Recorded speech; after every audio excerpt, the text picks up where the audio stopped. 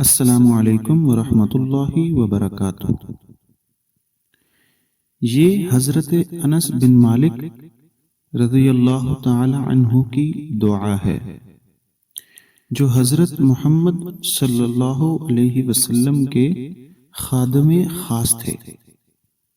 10 سال حضرت محمد صلی اللہ علیہ وسلم کی خدمت میں رہے اور حضرت محمد صلی اللہ علیہ وسلم نے ان کی والدہ کی خواہش پر ان کو دنیا و آخرت کے خیر کی دعا سے مشرف و مخصوص فرمایا تھا، اور حق سبحانہ و تعالی نے حضرت محمد صلی اللہ علیہ وسلم کی دعا کی برکت سے ان کی عمر، مال اور اولاد میں عظیم برکت عطا فرمائی۔ چنانچہ ان کی عمر 100 سال سے زیادہ ہوئی اور ان کی سلبی اولاد کی تعداد 100 کو پہنچی ہے، جن میں 73 مرد تھے اور باقی عورتیں، اور ان کا باغ سال میں 2 بار پھل لاتا۔ یہ دنیا کی برکات تھیں جو بطفیل دعا حضرت محمد صلی اللہ علیہ وسلم ان کو حاصل ہوئیں۔ باقی آخرت کی برکات کا اندازہ کون کر سکتا ہے؟ شیخ جلال الدین سیوطی رحمہ اللہ تعالی جلیل القدر حافظ حدیث ہیں۔ انہوں نے جمع الجوامع میں نقل کیا ہے کہ ابو شیخ رحمہ اللہ تعالی نے کتاب الثواب میں اور ابن عساکر نے اپنی تاریخ میں یہ واقعہ روایت کیا ہے کہ ایک دن حضرت انس رضی اللہ تعالی عنہ حجاج بن یوسف ثقفی کے پاس بیٹھے تھے۔ حجاج نے حکم دیا کہ ان کو مختلف قسم کے 400 گھوڑوں کا معائنہ کرایا جائے۔ حکم کی تعمیل کی گئی۔ حجاج نے حضرت انس رضی اللہ تعالی عنہ سے کہا، فرمائیے اپنے آقا یعنی آپ صلی اللہ علیہ وسلم کے پاس بھی اس قسم کے گھوڑے اور ناز و نعمت کا سامان کبھی آپ نے دیکھا؟ فرمایا، بخدا یقیناً میں نے آپ صلی اللہ علیہ وسلم کے پاس اس سے بدرجہ بہتر چیزیں دیکھی، اور میں نے آپ صلی اللہ علیہ وسلم سے سنا کہ آپ فرماتے تھے کہ جن گھوڑوں کی لوگ پرورش کرتے ہیں ان کی 3 قسمیں ہیں: راستے میں جہاد کرے گا اور داد شجاعت دے گا۔ اس گھوڑے کا پیشاب، لید، گوشت، پوست اور خون قیامت کے دن تمام اس کے ترازو عمل میں ہوگا۔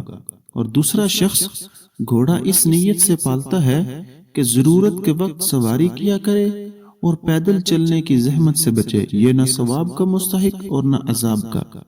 اور تیسرا وہ شخص ہے جو گھوڑے کی پرورش نام اور شہرت کے لیے کرتا ہے، تاکہ لوگ دیکھا کریں کہ فلاں شخص کے پاس اتنے اور ایسے ایسے عمدہ گھوڑے ہیں، اس کا ٹھکانہ دوزخ میں ہے۔ اور حجاج تیرے گھوڑے اسی قسم میں داخل ہیں۔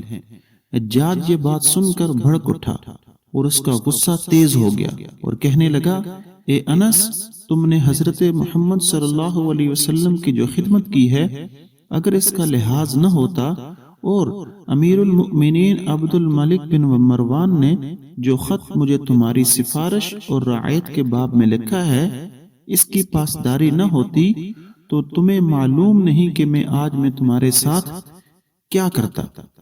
حضرت انس رضی اللہ تعالی عنہ نے فرمایا، اللہ کی قسم تو میرا کچھ نہیں بگاڑ سکتا، اور نہ تجھ میں اتنی ہمت ہے کہ تو مجھے نظر بد سے دیکھ سکے۔ میں نے آپ صلی اللہ علیہ وسلم سے چند کلمات سن رکھے ہیں، میں ہمیشہ انہی کلمات کی پناہ میں رہتا ہوں، اور ان کلمات کی برکت سے مجھے نہ کسی سلطان سے خوف ہے اور نہ کسی شیطان کے شر سے اندیشہ ہے۔ حجاج اس کلام کی ہیبت سے بے خود اور مبہوت ہو گیا۔ تھوڑی دیر بعد سر اٹھایا اور نہایت لجاجت سے کہا، اے ابو حمزہ، وہ کلمات مجھے بھی سکھا دیجئے۔ فرمایا، تجھے ہرگز نہ سکھاؤں گا، بخدا تو اس کا اہل نہیں۔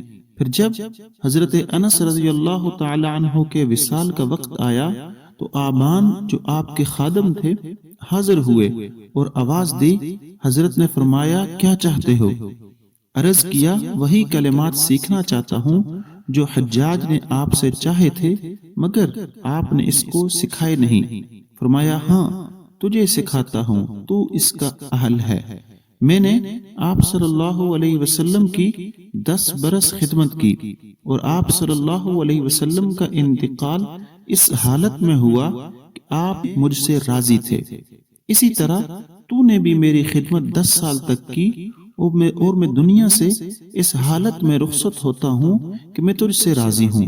صبح و شام یہ کلمات پڑھا کرو، حق سبحانہ و تعالی تمام آفات سے محفوظ رکھیں گے۔ اللہ اکبر، اللہ اکبر، اللہ اکبر۔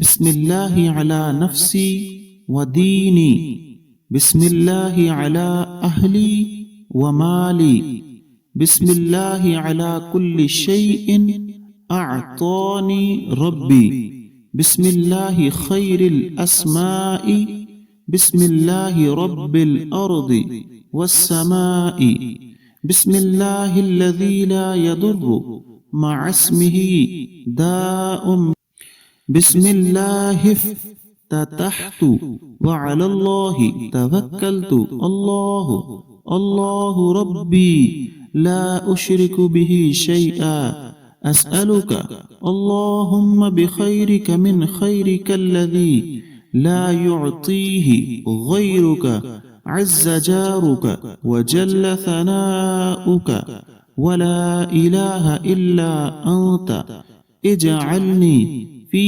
عياذك وجوارك من كل سوء ومن الشيطان الرجيم، اللهم إني أستجيرك من جميع كل شيء خلقت وأحترس بك منهن وأقدم بين يدي، بسم الله الرحمن الرحيم، قل هو الله أحد الله الصمد لم يلد ولم يولد ولم يكن له كفوا أحد، عن أمامي ومن خلفي وعن يميني وعن شمالي ومن فوقي وتحتي۔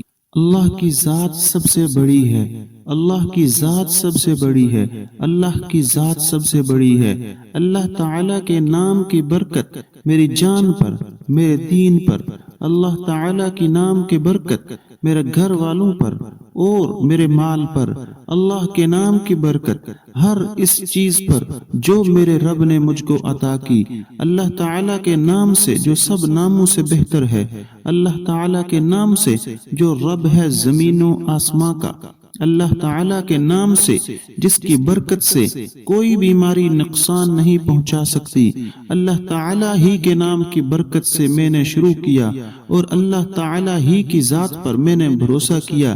اللہ ہی اللہ میرا رب ہے، میں کسی کو اس کا شریک نہیں ٹھہراتا۔ اے اللہ میں تیرے خیر کے وسیلے سے تجھ سے مانگتا ہوں وہ بھلائی جو تیرے سوا اور کوئی نہیں دے سکتا۔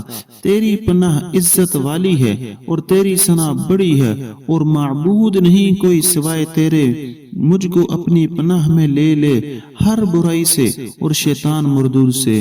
اے اللہ میں تیری پناہ لیتا ہوں ہر اس مخلوق سے جو تو نے بنائی اور تیری حفاظت مانگتا ہوں ان سب سے، اور اپنے آگے رکھتا ہوں، اپنے لیے ڈھال بناتا ہوں۔ اس سورت کو جس کا ترجمہ یہ ہے آپ کہہ دیجئے کہ وہ اللہ ایک ہی ہے، اللہ بے نیاز ہے، اس کی اولاد نہیں اور نہ وہ کسی کی اولاد ہے اور نہ کوئی اس کے برابر کا ہے۔ اپنے سامنے سے، پیچھے سے، دائیں سے، بائیں سے، اوپر سے اور نیچے سے، امامی، خلفی، یمینی، شمالی، فوقی، تحتی، ہر ایک کے بعد سورہ اخلاص مع بسم اللہ مکمل پڑھیں۔